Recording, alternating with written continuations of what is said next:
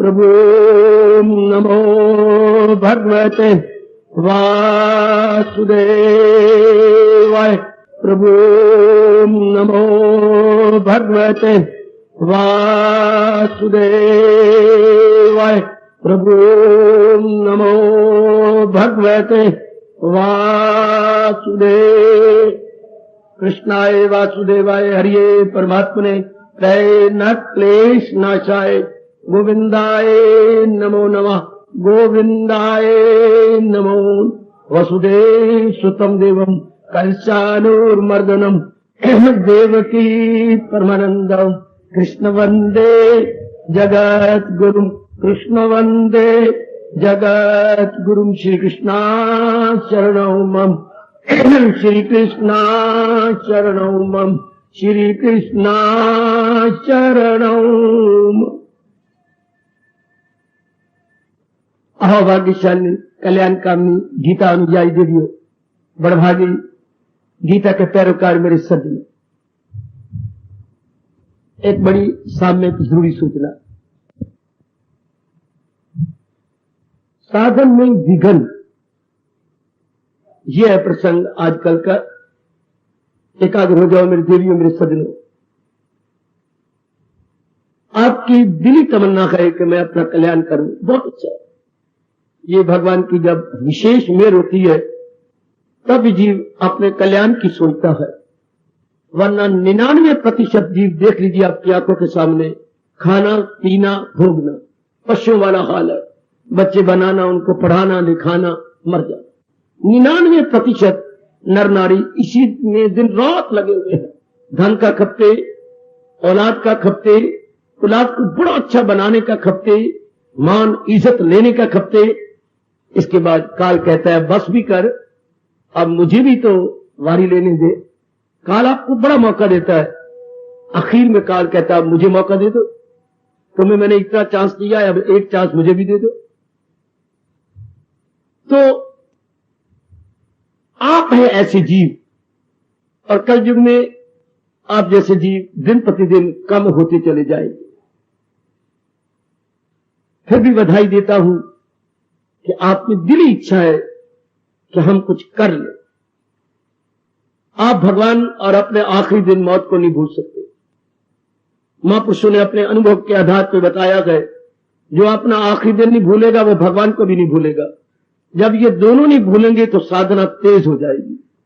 जब बच्चों को होश आती है कि 2 महीने रह गए सिर्फ इम्तिहान को, फिर देखिए जरा उनका दिन रात एक कर देना, ट्यूशन पढ़ना, दोस्तें छोड़ देना, टीवी नहीं देखना, और जो जिसमें टाइम वेस्ट करते थे बहन भाई के पास नहीं बैठना, जरा कुछ शोर मचे तो कितना नाराज होते, हमें पढ़ने दो, हमारा इम्तिहान आ गया।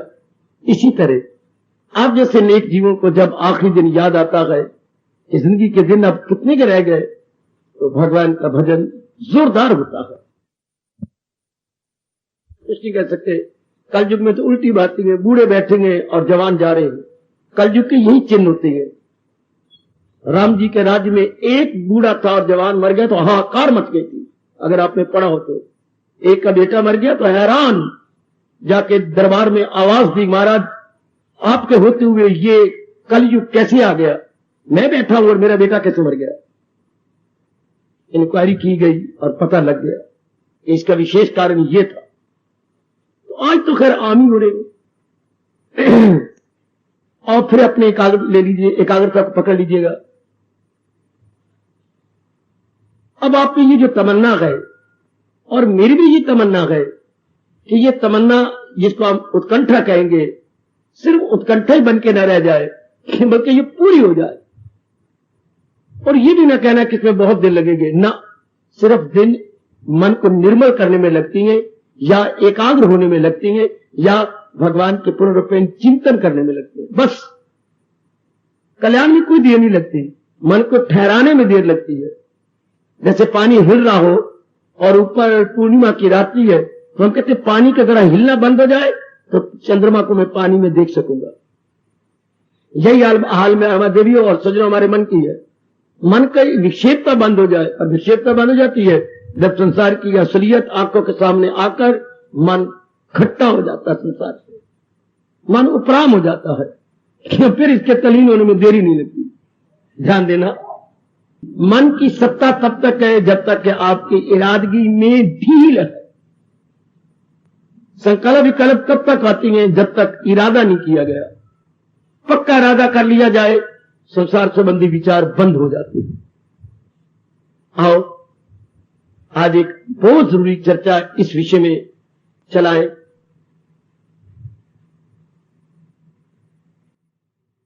परम आवश्यकता है आप जैसी नेक देवियों और नेक सज्जनों को इस मार्ग में तीव्र वैराग की। इसलिए महापुरुषों ने कहा वो जीव लड़खड़ाता रहता है इस मार्ग में जिसके वैराग में कमी है, जिसके वैराग शिथिल है, जिसका वैराग ढीला ढाला है, वो इस मार्ग में लड़खड़ाता रहता है। वैराग की अनिवार्य रूप से आप सबको जरूरत है भी सही वैराग, वरना आपका इधर आने का बिल्कुल भी मन न करता। वैराग है, इसमें कोई शक नहीं, लेकिन जितना होना चाहिए उतना है कि नहीं, यही विषय में चला रहा हूं। भगवान जी की प्रेरणा से आप अपना निरीक्षण कर सकेंगे। मेरे सज्जन पुरुष, मेरी कल्याणकारी देवियां अपनी जांच सही रूप में कर सकेंगे कि मेरे में कितना वैराग होना चाहिए और कमी है तो क्यों कमी है, और वैराग को फिर अगर कमी है उसको दूर कैसे करना चाहिए, वैराग को भड़काना कैसे चाहिए, ये हमारा इन दिनों का विषय होगा। और मैं तीसरी बार कह रहा हूं, एकाग्र हो जाइएगा। अब मैं ऐसे शुरू करता हूं जैसे आपको कुछ पता ही नहीं है वैराग के बारे में। शुरू से प्रारंभ कर रहा हूं और यथासंभव इसे भगवान के चरणों तक पहुंचाने की कोशिश करूंगा। वैराग का विपरीत अर्थक होता है राग, विपरीत अर्थक है अनुराग। वैराग, अनुराग। अनुराग क्या होता है? प्राणी पदार्थों को सुखदायी समझकर मन का उनके साथ स्टिकर की तरह स्टिक हो जाना। देखिए जरा मेरे साथ शामिल।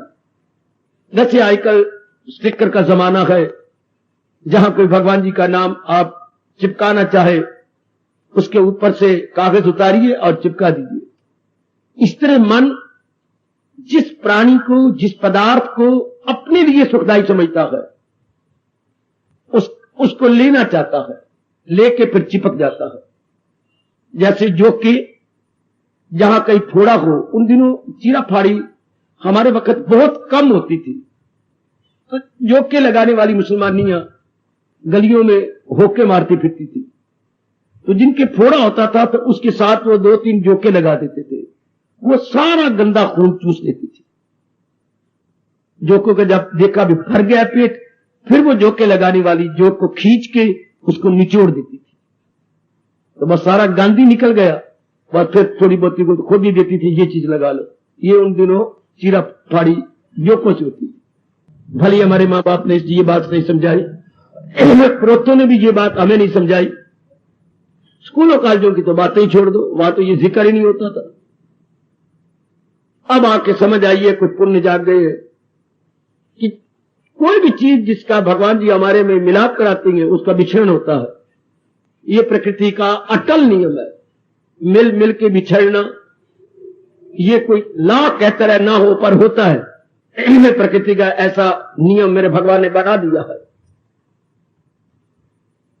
तो वैराग किसी कहती गई, प्राणी पदार्थों को बार बार लिया सुखदायी समझकर, उनका प्रयोग किया, लेकिन बात उसके उलट देखी। क्या? सुख की जगह दुख मिला। ये चक्कर एक जन्म में नहीं, शास्त्र बताता नहीं, सिर्फ इतना कह देता है जन्म जन्मांतरों तक चलता रहता है। मतलब ये भूल भुलैया कई जन्मों तक चलती है। इतनी बार दुख भी पाता, दुख जरूर मिलेगा। जिस प्राणी पदार्थ से हम सुख की आशा रखते हैं दुख पाते हैं। क्यों? ध्यान से सुनते रहना।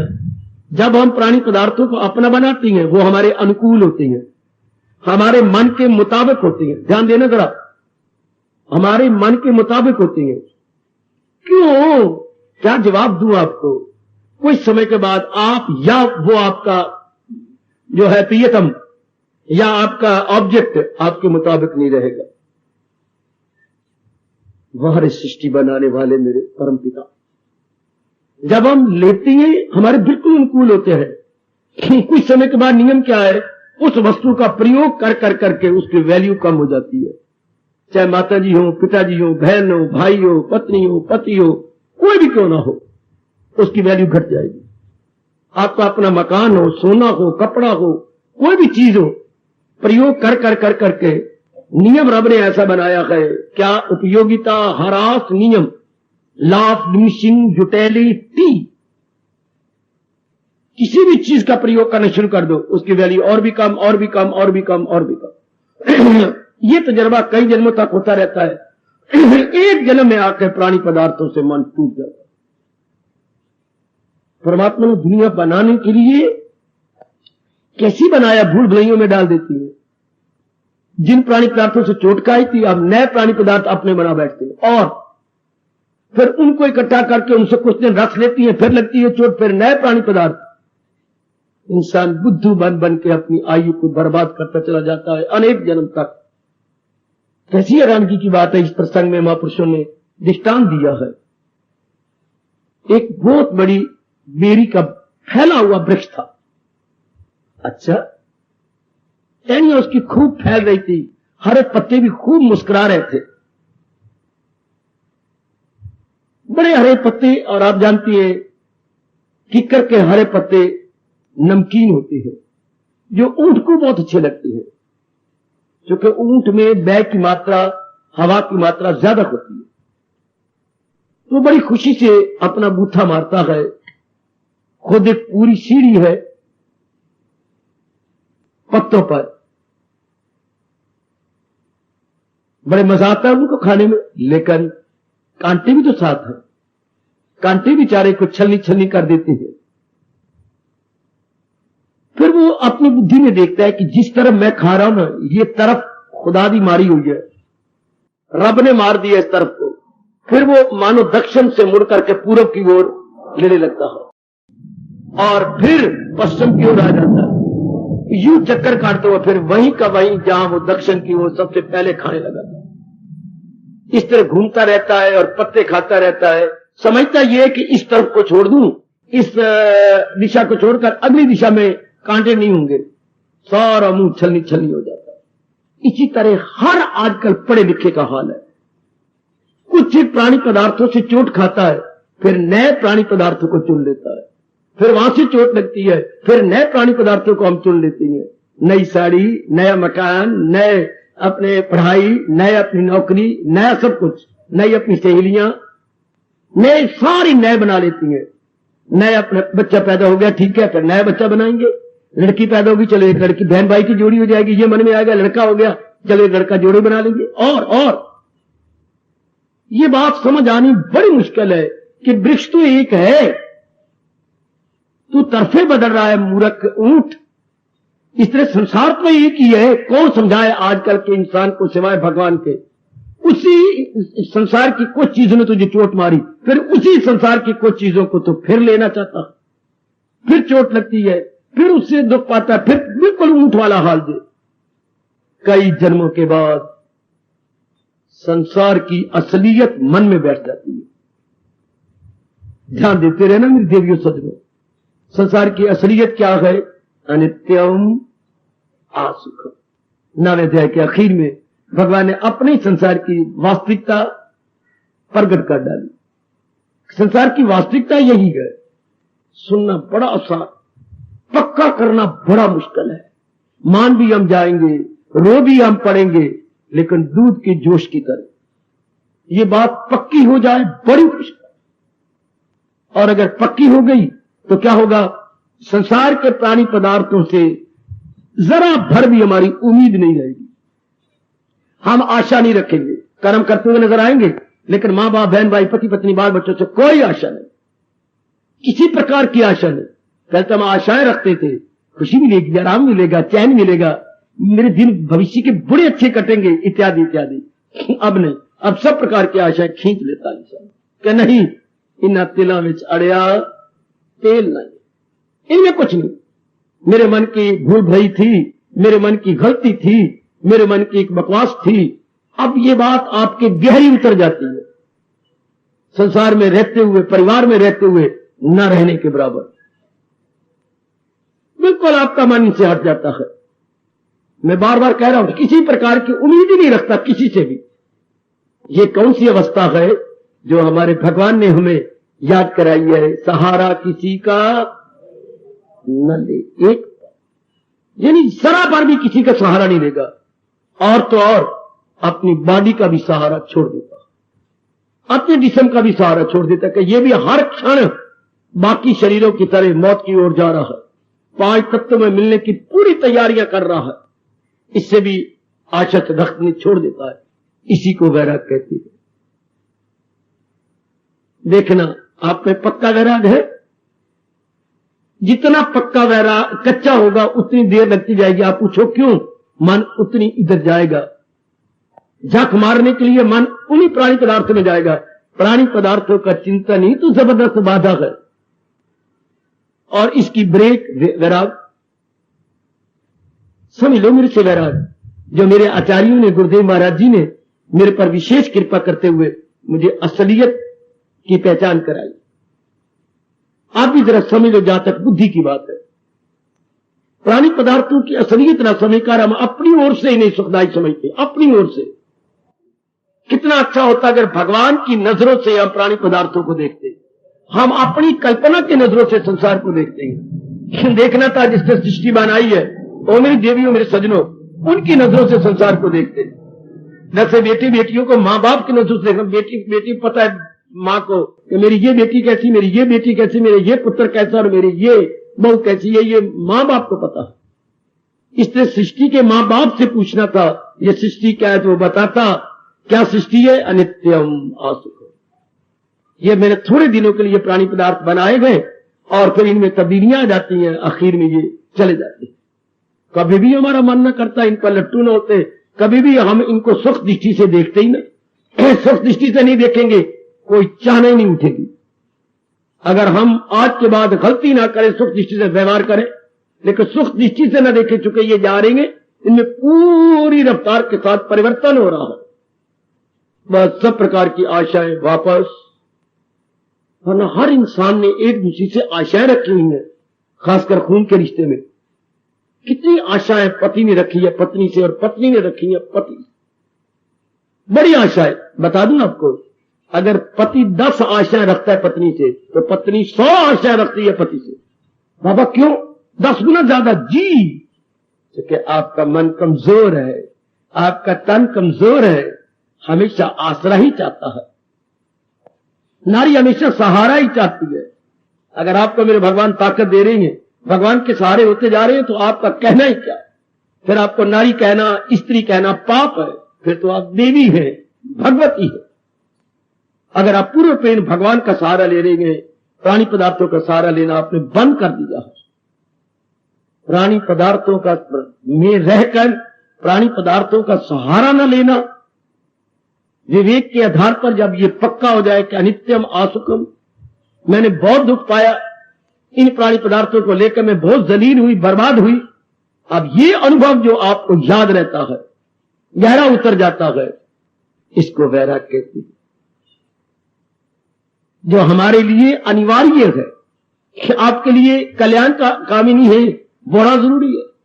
और लेकिन ये तीव्र होना चाहिए, मंद वैराग नहीं। मंद वैराग के ऊपर मन हावी आ जाता, मन फिर खींच के ले जाता है गंदे गंदे प्राणी पदार्थों में, जिससे पहले दुख पाया था। तीव्र राग में मन की दाढ़ी निकलती। मन कहता है या तो तू मुझे मार ले या मैं तुझे मार दूंगा। सीधी बात, या तो तू मुझे मार ले या मैं तुझे मारूंगा। तो जब ये तीव्र राग होता है तो मन खुद मर जाता है। जब आशा ही नहीं रखनी, मन नाम तो संकल्प विकल्प और आशाओं का है, उसने किसी प्राणी पदार्थ पर आशा रखनी नहीं, तो मन वहीं खत्म हो गया। आप खुद सोचिए, अगर हम किसी प्राणी पदार्थ पर आशा न रखें, केवल अपना कर्तव्य इन सब के प्रति पूरा करने की पूरी चेष्टा करें, नो मोर माइंड। मन तो आशाएं रखे, अपनी इच्छाएं रखे दूसरे पर, तब मन जवान है। बड़ी कृपा की बात हो मेरे भगवान की, किसी पे किसी प्रकार की आशा न रखी जाए। भागवत पुराण में आता है बड़ी लंबी चौड़ी कहानी, और उसकी में रिजल्ट निकलता है, यूं कहती है व्यास जी, आशा ही परमम दुखम, जो है नैराश्यम परमम सुखम। इंसान की सबसे ज्यादा दुख का कारण आशाएं हैं, और जिसने आशाएं छोड़ दी है वो बहुत सुखी होगा, क्योंकि उसका मन अंतर्मुखी हो जाएगा। ये हो गए देवी सजनों, संसार में रहते हुए संसार के बन के न रहना, अर्थात किसी प्रकार की कोई इच्छा न रखना। ऐसी आपकी अवस्था है क्या? फिर कौन रोकेगा? अब तो बढ़ते चले जाएंगे, कोई विघटनेगा, तीर वैराग है तो, अर्थात किसी से कोई आशा नहीं। देख लेना अपनी सच्चाई के साथ, क्योंकि आप कल्याणकामी, सब देवियां जो उपस्थित है सब कल्याणकामिनी है। तो मैंने कल्याण करना, और कल्याण होता है वैराग से। वैराग का मतलब अगली पिछली ब्रेक रहना है, परिवार में, संसार में, रिश्तेदारों में, रस्म रिवाज में, हाय, और किसी प्रकार की कोई आशा न हो। एक बार सुनने में ये बात बड़ी विलक्षण एवं विचित्र प्रतीत होगी, लेकिन ये करना है, इसकी बिना चारा ही नहीं कि मैं इन पर क्या आशा रखूं, इसका परिणाम ही दुख है। या तो मेरी ये आशा पूरी करे, हो ही नहीं सकती, क्योंकि भगवान ने इनमें बहुत बड़ी त्रुटि बनाई है कि ये एक समान नहीं रहते। मैंने अभी भी कहा था, जब हम इनको चाहते हैं तब तो ये हमारे मुताबिक होती हैं, चंद दिनों के बाद जब हम इनको कंज्यूम करते हैं, इनके कंज्यूमर बनकर, ये हमारे मुताबिक नहीं रहते। कोई भी हमारे मुताबिक नहीं रहता, पति भी, पत्नी भी, बेटी भी, बेटा भी, ये तो हमारे खून का रिश्ते है, मां भी, बाप भी, बहन भी, भाई भी। मां बाप जुल्म करती हैं एक बच्चा पैदा करने के बाद, जब और बच्चे बना लेती है, अपने पहले बच्चे की वैल्यू बिल्कुल जीरो कर देती है, अपने मन को बांट लेती है। अब कुछ बड़े लड़के के साथ लगेगा, कुछ लड़की के साथ लग गया, कुछ छोटे लड़के के साथ लग गया, मन उनका बढ़ता चला जाता। जी जो आप बच्चे बनाती हैं, बुद्धि की शक्ति भी कम, अच्छा, मन की शक्ति भी कम, अच्छा, तन की शक्ति भी कम, और धन की शक्ति भी कम। जो मूर्ख इंसान अपने बच्चे बनाता है, ये चार ताकतें घट जाती हैं, बौद्धिक शक्ति, मानसिक शक्ति, शारीरिक शक्ति, और अपने संपत्ति की शक्ति या धन की शक्ति घटती जाएगी, घटती जाएगी, घटती जाएगी। इन चारों के घट जाने के बाद क्या होगा? आदि, व्याधि, उपाधि आके घेर लेंगे, नाना प्रकार के दुख घेर लेंगे। हमारे मां बाप तो बेचारे कमले रमले थे, जो सारी जिंदगी इसी में ही बिताते रह गए, इसी में ही गुजारते रह गए। आप तो सियाने बन जाओ। उनको तो गीता ही नहीं मिली थी, उनको इतनी समझ भी नहीं मिली थी, उन्हें कोई बताने वाला भी नहीं मिला था। आपको सब कुछ मिला है, भगवान की कृपा भी है, गीता पर श्रद्धा भी है, विशेष बुद्धि समझने की भी है, और समय भी आपको मिल जाता है, रोज समय मिल जाता है। आप तो किसी प्राणी पदार्थ पर आशा न रखो। वैराग का मतलब ही यही है, प्राणी पदार्थों में रह के इनसे किसी प्रकार की आशा न रखना। वैराग का और कोई अर्थ नहीं दे। आज पखंड ज्यादा होता है। वैरागी बाबा अर्थात कपड़े कुपड़े उतारे हुए गए, कहीं नंगे मुनंगे रहती हैं, कहीं विभूति रमा कर रहती हैं, कहीं सिर्फ धोती नीचे ओढ़े फिरती हैं, कहीं नाना प्रकार के वेशभूषा। इससे मतलब ही कोई नहीं वेशभूषा से। वैराग तो मन का अभिषेक है। आजकल ये पेट भरने के लिए, धन कमाने के लिए ये सारे पखंड रचे जाते हैं। कोई किस तरह, कोई किसी तरह। ये जो भगवे कपड़े का चिन्ह था, व्यासपिता जी ने कहा भगवे कपड़े का अधिकारी कौन है?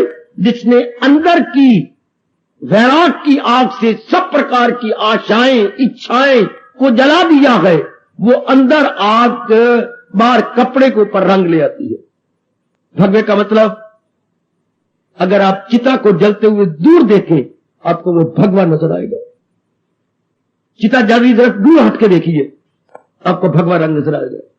यही व्यास जी ने कहा है, जिसने सब प्रकार की वासना कामना साड़ दी है, वो भगवे कपड़े पहनने का अधिकारी है, कि उसकी वैराग की आग तन के ऊपर भी आ गई।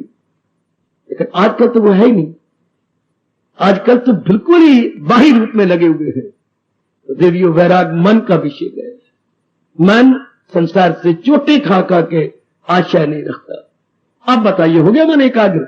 एक वैराग की वृत्ति ने ब्रेकें लगा के आपके मन को भगवान के चरणों में बिठा दिया। विस्तार में बाद में करूंगा, मैं सिर्फ आज यही बताना चाहता हूं वैराग कहते किसी ने। संसार के प्राणी पदार्थों को सुखदायी न समझना जैसे नहीं है, इन्हें टिका हुआ न समझना जैसे नहीं है। बार बार मन में समझा इनमें सुख है ही नहीं, क्योंकि ये बदल जाती हैं और मैं जो इनका कंज्यूमर हूं मैं भी बदल जाता हूं। परिणाम दुखम, ताप दुखम, संस्कार दुखम, गुण विरोध दुखम। नहीं देखता, सतोगुणी परिणाम की ओर देखता है। रजोगुणी में वासनाएं बड़ी ज्यादा होती हैं, वो परिणाम पर नजर नहीं मारेगा, वो करके रोएगा, करके पछताएगा, पछता के फिर करेगा। वाह, करके रोएगा, करके फिर उसको फिर करेगा। या गीत चला करता था ये, अखी वेख जहर नू खांदा, इस संसार वेख्या, खा खा के पछोतांदा, बाज ना आंदा फिर भी खांदा, ये संसार देखे। ये रजोगुनियों का हाल है। आप जैसे सतोगुनी करने से पहले सोच लेती हैं, करने से पहले विचार कर लेती हैं कि इसका परिणाम क्या होने वाला है। जिस मेरी देवी और मेरे सज्जन पुरुष की ये नजर बन गई है, वो कभी भी प्राणी पदार्थों पे लट्टू नहीं होगा। ऐसे मेरी देवियां कभी प्राणी पदार्थों पे अपने आप को लुटाएंगी नहीं, क्योंकि परिणाम ही तो दुख है। आपने जरूर पढ़ा होगा 99% नर नारी आजकल क्या है, बिना विचारे जो करे सो पाचे पछताए, काम बिगाड़े अपना जग में होत हंसाए। लोग मजाक करते हैं चूंकि बिना विचारे, बिल्कुल निराला बन के, जैसे भगवान ने कहा कमल के न पत्ते पे ठहरी तरी।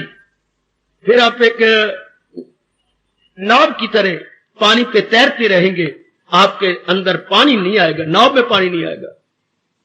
परमात्मा करे वैराग आपका जवान रहे, तभी तो मन आपका अड़ेगा नहीं, फंसेगा नहीं, किसी में उलझेगा नहीं। गृहस्थ आश्रम बुरा नहीं, आशाएं रख लेना। गृहस्थी तो बड़े बड़े ऋषि, महर्षि, देव ऋषि, राज ऋषि भी हुए, लेकिन वैराग लेकर के हुए।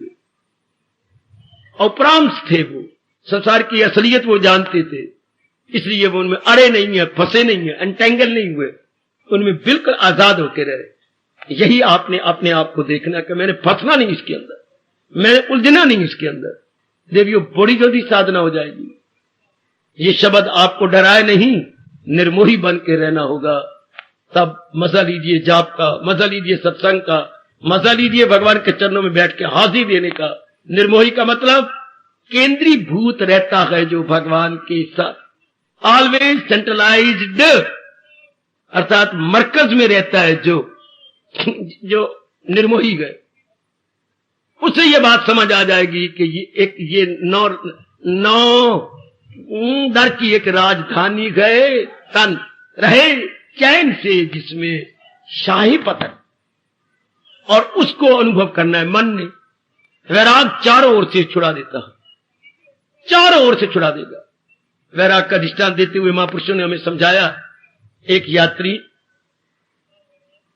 पैदल यात्रा कर रहा था और इधर उधर वृक्ष थे, यही झाड़ियों के वृक्ष थे, और बीच में पगडंडी बनी हुई थी। जा रहा है, उसकी धोती का एक लड़ उसके पैरों में आ गया और झाड़ी पे गिर गया, हाथ के बाहर गिरा, हाथ पे कितने कांटे चुभ गए, बड़ी सूल हुई, यानी दर्द हुई। अब बेचारा क्या करे, अकेला था, बड़ी हिम्मत से काम लिया, बड़ी धीरे से काम लिया, कई कांटे चुभ गए हैं। उसने उसी बेरी का एक कांटा लिया, अपने हाथों में लेके कुरेदता रहा, एक कांटा, दूसरा, तीसरा, चौथा, पांचवां, आठवां, 10वां, 15वां, 16वां, 20-25 कांटे निकाल दिए। किससे? उसी झाड़ी के एक कांटे से चुभे हुए कांटों को कुरेद कुरेद के निकाल दिया। वो कहती संसार में गंदी वृत्तियों पर हमारा अंतःकरण गिर गया था। ये काम का कांटा, ये क्रोध का, ये मोह का, ये लोभ का, ये अहंकार का, ये निंदा का, ये मत्सर का, ये चोरी का, ये यारी का, हवा का, बुग़्ज़ का, कीना का, और विशेषकर राग और द्वेष की, ये कांटे चुभ गए थे। एक वैराग का कांटा हाथ का कांटा है जो चुभी हुई मन की वृत्तियों को निकाल लेता, और कोई जरिया ही नहीं। कहावत मशहूर है, कांटे को कांटा निकालता है, कांटे को ही कांटा निकालता है। एक कांटे चुभे हुए गए, एक कांटा हाथ में है। तो वैराग का कांटा हमारे अपने हाथ में गए जो गंदी वृत्तियों को निकाल देगा। इसके बिना चारा नहीं थी। जो भी इस मार्ग पे बढ़ के अपना परलोक बना गया वो चोटी का निर्मोही था। निर्मोही का मतलब कोई वेशभूषा से नहीं। या मीरा का आप चित्र देखें, वो मतवाली थी, इसलिए बाल खुले हुए गए और आंखें चढ़ी हुई है और वृत्ति लगी हुई है। ये कोई और अवस्था होती है मतवाली मीरा। वैरागी आदमी गंभीर होती हैं, वैरागी आदमी धीर होती हैं, वैरागी आदमी विचारवान विवेकवान होती हैं। उनकी बुद्धि बड़ा काम करती है, सोचती है। देखिए आपके में तीर वैराग है ना, मंद वैराग तो नहीं। मंद वैराग से दाल नहीं गलेगी। मंद वैराग से क्या होगा, कभी गिरना कभी उठना, कभी उठना कभी आयु खत्म हो जाएगी। तीर वैराग आपको पूरी स्पीड के साथ भगवान की ओर ले जाता है। जैसे यहां से कई गाड़ियां क्या रहती है, रन थ्रू गुजरती हैं। अब समय भी आपकी आयु का आ गया है रन थ्रू भागना, तो वो तीर वैराग से आप भागेंगे। कोई प्राणी पदार्थ आपको उलझाएगा नहीं, ना आप उलझेंगे ना दूसरा प्राणी पदार्थ आपको उलझाएगा। किसी को भी आजार देता नहीं, किसी से भी आजार लेता नहीं। भगवान करे ये अवस्था आपकी जल्दी बन जाए। तीर वैराग मतलब रहो घर के अंदर, भगवान जी रखा है, लेकिन आशा नहीं। बड़ा निराला और बड़ा कठिन पाठ है। पतिदेव अच्छा लगता है, पत्नी अच्छी लगती है, पुत्र अच्छे लगती हैं, दी ब्याई भी बड़ी अच्छी लगती है, और आशा न रखे। हाय मेरा रब्बा, ओए ये तो प्रभु विशेष कृपा करे। हमारे जैसे को छोड़ो, एक ले गए और एकांत में रहती हैं। आप तो लोकांत में रहती हैं। कई सूरतें नजर आ जाती है। लो पुत्र आ गया, पुत्र दी बहू आ गई, लो बहू दी लड़की आ गई, लो आगे साली आ गई, साला आ गया, ओए मेरे रब्बा कोई अंत ही कोई नहीं।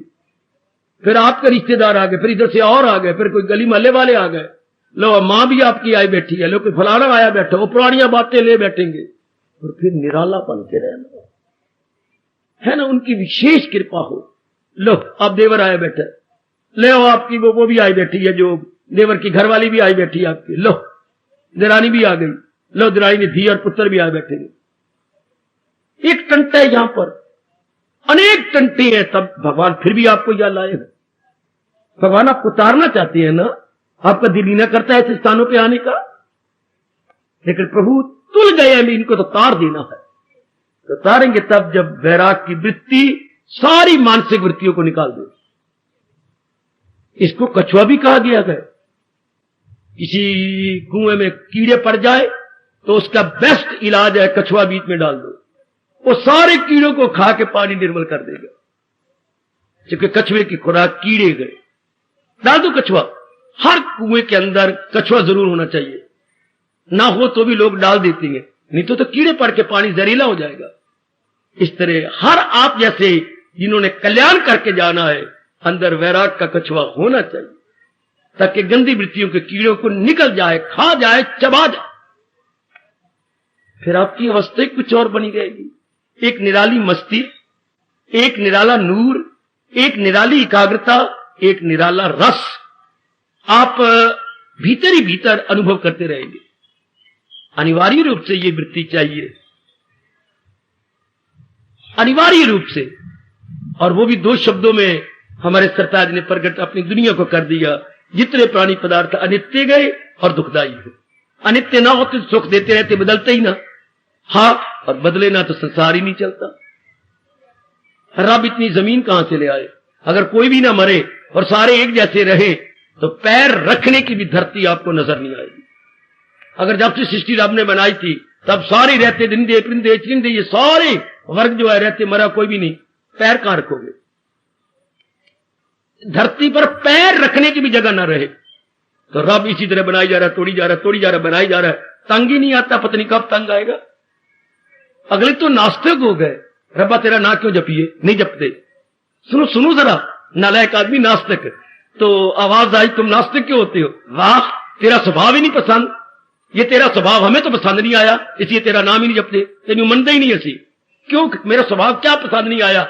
सुनो जरा शिकवा, जिसे बनाना उसे मिटाना काम तेरा। जिसे बनाना उसे मिटाना काम, बनाया क्यों? बनाया तो फिर मिटाया क्यों? फिर मिटा के फिर बनाया क्यों? जिसे बनाना उसे मिटाना काम तेरा, मरने वाले फिर क्यों लेंगे नाम तेरा। शिकवा देखो जरा, क्या मीठा शिकवा है। जिसे बनाना उसे मिटाना काम तेरा, मरने वाले फिर क्यों लेंगे नाम तेरा। बनाई जा रहा है, मिटाई जा रहा है, मिटाई जा रहा है, बनाई जा रहा है, तो दाना कहां इससे खुश काम। दाना आदमी तो फिर मन लगाएगा नहीं, गधे जैसे, कुत्ते जैसे इंसान चोटों पर चोटें खाएंगे, फिर भी वही के वही। आप जैसे दाना, दूरदर्शी, आप जैसी कल्याण कामनी देवियां इस राज को समझकर अपने मन के आंचल को कहीं भी उलझने नहीं देते, कहीं भी फंसेंगे। एक कवि कहता है हिंदुस्तानी कि मेरी दशा उस फूल की तरह है जिसको पतझड़ ने बुरी तरह बर्बाद कर दिया। उर्दू में खिजा बोलते हैं बच्चों, आप जानती हैं, ऑटम सीजन। कि मैं फूल की तरह कई बार खिड़ा, पर नालायक और ये गंदी खिजा ऐसी आती है जो मेरी पंखड़ियों को बिल्कुल ही तितर बितर कर देती है। कई बार मैं खिड़ा और कई बार इस खिजा ने मुझे तोड़ा, लेकिन अब मेरी दशा कुछ निराली बन गई है। अब मैंने बड़ा तजर्बा ले लिया कि खिजा ने मरना नहीं और मैंने भी खिड़ना गए, लेकिन मैं अब बड़ा चालाक हो गया हूं, मैं बड़ा होशियार हो गया हूं। जरा उनके शब्दों में लो, मैं वो फूल हूं खिजा ने जिसे बर्बाद किया। जरा देखना जरा आगे क्या कमाल की बात, कि मेरा जीवन उस फूल की तरह गए जिसे पतझड़ बर्बाद कर देती है। सुंदर खिड़ता हूं और पतझड़ आकर के खत्म कर देती है, मेरी पंखुड़ियों को गिरा देती है। मैं वो फूल हूं खिजा ने जिसे बर्बाद किया। अब किसी दामन से उलझूं, मैं वो खार नहीं हूं। अब मैं किसी दामन के साथ किसी के साथ उलझ जाऊं, अब मैं वो कांटा नहीं हूं।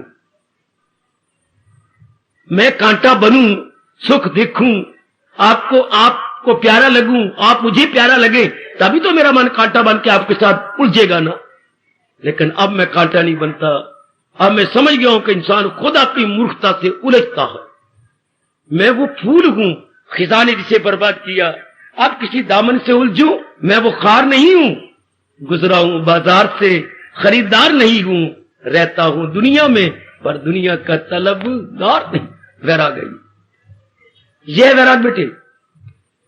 बाजार से गुजर जाना, पर किसी प्राणी पदार्थ पे नजर नहीं दौड़ाना, और ना ही खरीदार बनना, अपने में मस्त रहना, यह वैराग है।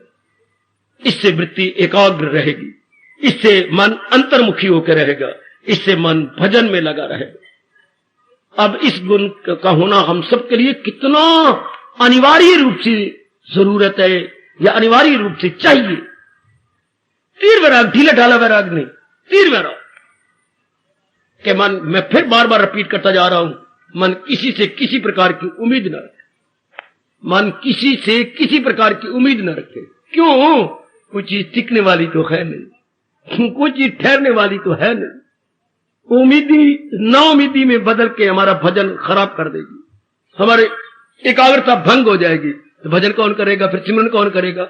अगर मन अपनी एकाग्रता खो बैठा और विक्षेपता में चला गया, कौन कमाएगा बंदगी, कौन करेगा भक्ति? उपासना करने वाला कौन? मन। वो तो विक्षेपता में चला गया, क्यों लगाया मन? जवाब मां पूछ देती है, मन तो विक्षेपता में चला गया, क्यों लगाया मन? क्यों लगाया मन? वैराग तीव्र नहीं था, इसलिए हम उलझ जाते हैं। अब यह हर एक का अपना अपना विषय है। साधना में विघन, वैराग की ढीलता। साधना में विघन, वैराग की शिथिलता। साधना में विघन, तीव्र वैराग की कमी। कमी को अभाव बोलते हैं, अभाव कि तीव्र वैराग की कमी थी, इसलिए उलझ गया मन, आयु खत्म हो जाएगी। इसलिए जैसे प्राणी पदार्थ परमात्मा ने बनाए गए, आओ हम उसी नजरिया से देखें, ना कि अपने गलत नजरिया से, ना कि अपने अशुभ नजरिया से संसार को नहीं देखना। हमने परमात्मा के नजरिया से संसार को देखना है, जिसे बोलती हैं परमात्मा का नजरिया को एक शब्द में क्या बोलती है? ज्ञान चक्षु। हमने ज्ञान चक्षु से संसार को देखना है, चरम चक्षुओं से नहीं देखना। चरम चक्षु जो मां बाप ने चमड़े में आंखें दी हैं, जो आप मेरी देख रहे हैं, मैं आपकी देख रहा हूं, ये चरम चक्षु है। और जो शास्त्र दे रहा है, ये गुरुदेव देती हैं, उन्हें बोलती हैं ज्ञान चक्षु। हमने ज्ञान चक्षु से संसार को देखना है, चरम चक्षुओं से नहीं। और जब भगवान ने अपने दर्शन देनी होती है, जब अधिकारी बन जाती हैं, तो भगवान अपनी ओर से क्या देती हैं? दिव्य चक्षु। ये 3 चक्षु है। चरम चक्षु माँ बाप ने दी, ज्ञान चक्षु गुरुदेव देती हैं, और दिव्य चक्षु भगवान जी खुद प्रदान करते हैं। चरम चक्षु, ज्ञान चक्षु, और तीसरी है दिव्य चक्षु। तो ज्ञान चक्षु से हमने देवियों काम लेना है और संसार को देखना है, तो पता लग जाता है। देखने में जरूर सुंदर है, पर प्रयोग करने योग्य नहीं है। इन पे आशा नहीं रखनी, क्योंकि ये जा रहे हैं। भगवान करे मेरे से भी ज्यादा आपके सबके मनों में ये भाव पक्का हो जाए कि मैंने आशा नहीं रखनी किसी प्राणी, किसी पदार्थ पर, या तक कि अपने शरीर पर, क्योंकि जा रहे गए, जा रहे गए, जा रहे, पूरी द्रुत गति के साथ जा रहे गए, विद फुल स्पीड। हर एक प्राणी पदार्थ भागता जा रहा है 5 तत्वों में मिलने के लिए। ऐसा भाव बना लो, देखो आपकी साधना कितनी अच्छी होगी। क्या होगा? मन एकाग्र होगा, मन अपने अंदर को छोड़ेगा ही नहीं, बड़ा साहू हो जाएगा। अब बिना किसी पुरुषार्थ के चिंतन अपने आप चल पड़ेगा भगवान का, क्योंकि और किसी चीज के सोचने का दिल ही नहीं चाहता, मन ही नहीं चाहता। राणा ने एक दिन मीरा से पूछा, मीरा अब पूछ रहा हूं, फिर कभी नहीं पूछूंगा, तो मुझे क्यों नहीं चाहती? मैं महाराजा नहीं? क्यों नहीं? क्या मैं इज्जत वाला नहीं? क्यों नहीं? क्या मैं देखने में तुम्हें सुंदर नजर नहीं आता? बहुत अच्छी लगती हो। अच्छा, मेरी राजधानी आपको अच्छी नहीं लगी? नहीं, अच्छी लगती है। मेरे मां बाप, मेरी बहनें, मुझे सब अच्छी लगती हैं। फिर तो मुझे क्यों नहीं चाहती? मेरे में क्या कमी है? उसकी भुजा पकड़ के झकझोरा राणा ने। फिर जब तो अपने मुंह से कहती मुझे ये भी अच्छा, मुझे ये भी अच्छा, फिर मेरे में क्या कमी है जो मुझे तुम नहीं चाहती? आप में एक जबरदस्त कमी है। क्या कहती है? और वो ऐसी कमी है जो आप दूर नहीं कर सकेंगे। क्या? एक दिन आप मुझे छोड़ जाएंगे। नहीं, आपको मौत पकड़, हाँ, या मैं आपको छोड़ जाऊं। काल हमारे राणा जी सिर पे मंडरा रह गए। हाँ, इसका कोई इलाज भी तो नहीं राणा जी, इसलिए मैं गिरधर गोपाल की भक्ति करती हूं। उस समय मीरा ने कहा था, उस पति को मैं क्या करूं जो जन्मे और मर जाए, मीरा वरेगी सांवरिया, चूड़िया अमर हो जाए। इसका तो मेरे पास मीरा कोई इलाज नहीं है, इसलिए मैं दिन रात गिरधर गोपाल की भक्ति करती हूं। पत्ते की बात है, ये रात की बात है कि जन्मने और मरने वाली चीजों को हम क्यों चाहें? हमने कई जन्मों में चाह मुंह की खाई, कई जन्मों को इनको अपना बनाया और इनका न चाहने पर वियोग हुआ। ये जन्म तिहारे लेखे, बहु जन्म बिछड़ो मेरे माधो, अब ये जन्म तिहारे लेखे। ये जन्म तो मेरे माधो, मेरे कृष्ण तुम्हारे लेखे लगा दिया। वो जन्म धक्के खाते रहे हम, मां के पीछे, पति के पीछे, पत्नी के पीछे, पति के पीछे, बच्चों के पीछे, इज्जत के पीछे, अपने आप को सुंदर बनाने के पीछे। अब ये जन्म तो अपने मालिक के हवाले कर दे।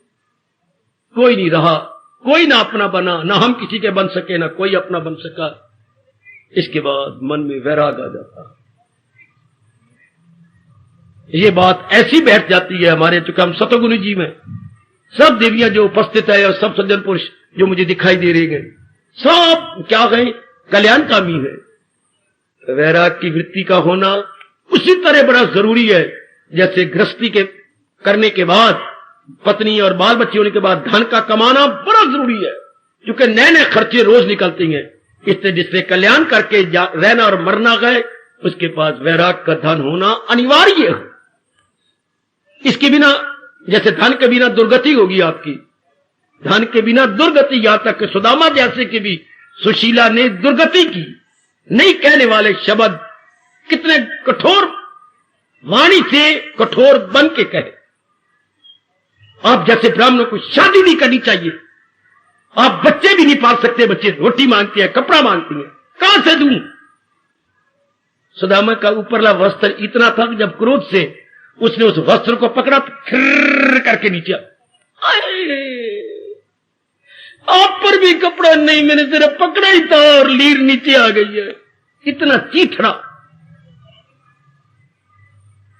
तो जैसे गृहस्थी में ध्यान बड़ा जरूरी होता है, इस तरह साधना करने वाले के पास वैराग का ध्यान अनिवार्य है, वरना क्या होगा?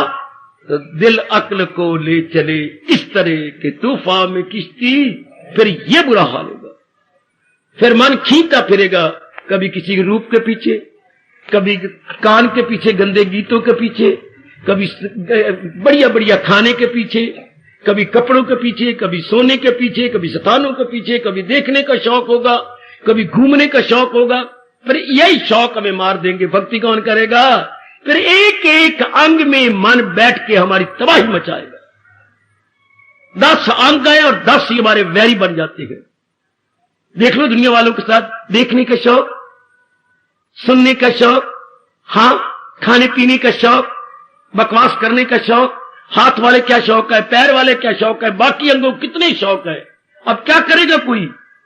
ऐसे से भक्ति होती है जिनका मन बाहर मुखी हो, और वैराग आ जाए तो सारा तरफ से हट के हमारी सारी शक्ति केंद्रीभूत न हो, उसके ख्याले दुई से कोई। हाय, ये वैराग चोटी पर पहुंच गया। मेरी माताओं, मेरी नेक बेटियों, मेरे बुजुर्गों, मेरे कल्याणकामी भाइयों, भगवान ने कहां तक पहुंचा दिया? न हो उसको ख्याले दुई से कोई काम। अब दुई के नाम है दुनिया। अब उनको दुनिया का चिंतन ही नहीं होगा। यही चाहती हैं प्रभु, जो मैं आप एड़ी चोटी का जोर मार के भगवान को दिखा दे कि प्रभु आपकी ये शर्त मैंने पूरी कर ली। मैं संसार का चिंतन नहीं करता प्रभु, मैं चाहे नारी चोले में आपने मुझे भेजा है, पर मैं आप संसार का चिंतन नहीं करती, मैं तो आपका चिंतन करती हूं। कितनी खुशी की बात है कि भगवान को ये कर दिखाओ। क्या ख्याल उसके आगे भगवान का काम है। हमारे काम तो इतना है, आगे मालिक का काम है। हम तो इतना कर सकते हैं कि वैराग आ जाए और क्या कोई विचार ना उठे। हाय, ख्याल उसके वश में, ये संसार का कोई ख्याल ही ना, वैराग नहीं ख्याल आने दे। क्या किसका चिंतन करूं, किसका चिंतन करूं? हाँ, चिंतन किसका हो? कोई चिंतन करने वाली बात होने में क्या करें? सब चीजें तो जा रही हैं। ये तो माया का पर्दा पड़ा हुआ हो तो चीजों के लेने का दिल कहता है मेरे देवियों सज्जनों, और जब चीजें जाती नजर आए फिर दिल ही नहीं करता इनको लेने का। इनकी चाहना खत्म हो जाती है। बस यही भगवान चाहती हैं, यही गौर करना के ले चीन सुख। वाह, कहां ले गए? 13वें अध्याय में खींच के ले गए प्रभु कि अगर मन धोखा देने लगे तो यही इसको गौर करवाओ कि ले चीन सुख। तेरे सुख को लूटने वाले ये तेरे पीछे लगे हुए हैं, जन्म, मौत, पीरी, मर्ज और दर्द, दुख। ये लुटेरे गए, कितने जन्म के दुख। ये तो आप हो मेरी बेटी कि एक बच्चे में इतना दुख पाने के बाद दूसरा फिर तैयार है। ये है माया का चक्कर। 2 बच्चे हो गए, तीसरा फिर तैयार है। ये आपकी महामूर्खता है जो इसी कामों में लगे पड़े हैं। नर कितना कमाने में दुख पाता है, फिर वैसे का वैसा, लेकिन सतोगुणी नहीं। सतोगुणी के मन में ये धस जाती हैं बातें और वो भगवान का प्यारा बनता है संसार में निराला बनकर, बिल्कुल निराला।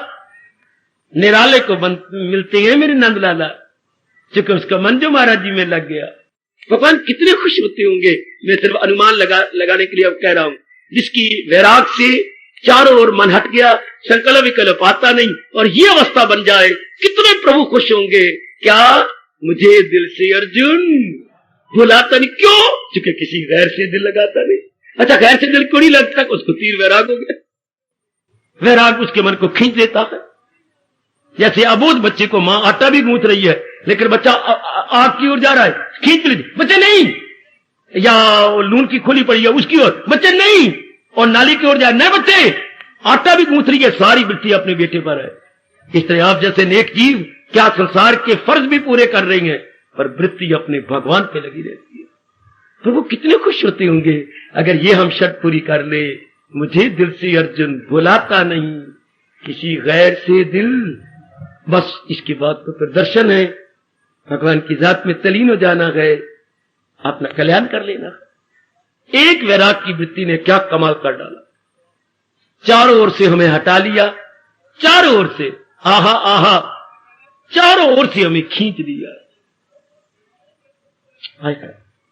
तो बड़े ध्यान से, और जो हमें बाहर लगा देती हैं, चाहे हमारे कितने अच्छे लगती हो या खून का रिश्ते हो, बाहर लगा दिया, कामी बना दिया, क्रोधी बना दिया, लोभी बना दिया, फैशन प्रस्त बना दिया, हाँ वो हमारे वैरी है ना, जो रब का प्यार बना के हमारी गंदी गंदी आदतें डाल देती हैं। एक कहावत सुनी आपने, पता नहीं ना सुनी हो, मेरे से सुन लो। भोले साजन, आगे कंप्लीट करो। भोले साजन वैरी बराबर है, तो मेरे साजन, पति कह लो, मित्र कह लो, सखा कह लो, रिश्तेदार कह लो, भोले साजन वैरी बराबर हैं। भोले, इतना ही नहीं पता कि मेरे से क्या करवा रहे हैं, मुझे क्या आज्ञा दे रहे हैं, ये मेरे साथ वैर कमाते हैं, क्योंकि इसका परिणाम गंदा होगा। भोले साजन वैरी बराबर या दुश्मन बराबर। ध्यान देना है आपने, मैंने तो समझाना है, अपने आप को समझाई बैठा हूं। आपके लिए मेरे पर जिम्मेवारी लगाई गई है कि जो समझे हो समझा दो, इनको भी समझा दो। अब आपका मन अपने आप में रहेगा। भगवती भली नारी का चोला है, पर आपका मन अपने में रहेगा। बड़ा जरूरी है ये गुण, वरना विघन है।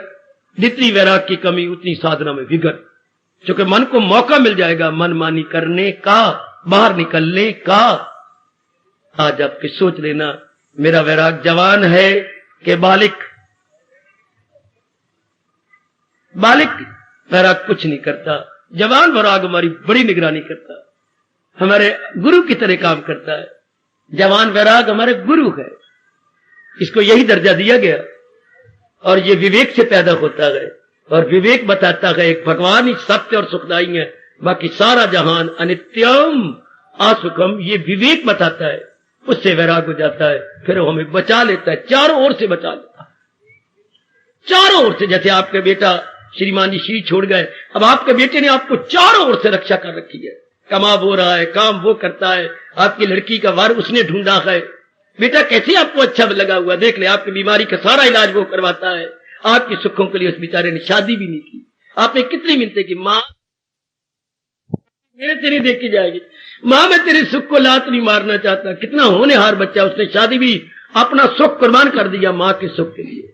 इस तरह वैराग सारी कुर्बानी करता है हमारे सुख के लिए। आप दुख सहेगा, वैराग हमें सुख देगा। आप अंदर गोता मार लो, आप में तीर वैराग है। बाबा आखिर में कहना चाहता हूं, हमें कैसे पता लगे कि हमारे में तीर वैराग है? अगर संसार का चिंतन नहीं होता, आप में तीर वैराग।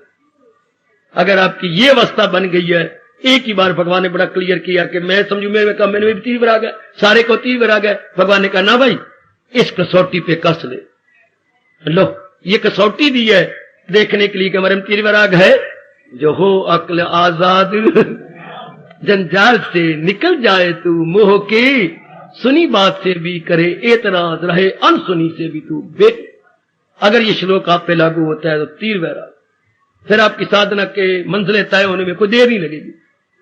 कसौटी भी बता दी, वैराग किसे कहती है ये भी बता दिया। अब विषय रह गया वैराग हो कैसे, जो थोड़ा सा मैंने इशारा तो किया है, पर विस्तार फिर करेंगे प्रभु ने चाहा। वैराग आज समझ लिया वैराग क्या है, वैराग की वृत्ति कैसे उत्पन्न हो जाती है, लेकिन इसको तीव्र कैसे करें ये आज जरूर देखना। इसकी हमें बड़ी जरूरत है साधना के दिनों में। तीर वैराग हमारे साथ मिल जाए और हम बढ़ते चले, निकलते चले, फिर हमारी वृत्ति कहीं भी नहीं जाएगी, फिर हमारा मन कहीं लगेगा भी नहीं। परमात्मा करे आज जैसे प्रसंग प्रभु ने चलाया है, ऐसे ही तीर वैराग हमारे मन में आलती पालती मार के सदा के लिए बैठ जाए और हमारे चारों ओर से निगरानी करता रहे। भगवान करे ऐसा ही है, हम सबके अंतःकरण में तीर वैराग बैठा हुआ होना चाहिए। तीर वैराग बिल्कुल मन उसी में लगा हुआ हो, वो अपने आप को भगवान में लगाए बैठा हो, किसी इर्द गिर्द का कोई चिंता न हो, न राग हो, न द्वेष हो, अपने आप में हम मस्त रहे। हार्दिक धन्यवाद, हार्दिक आशीर्वाद। अब अपनी शहंशाह की आज आरती बड़े प्रेम और श्रद्धा से उतारे।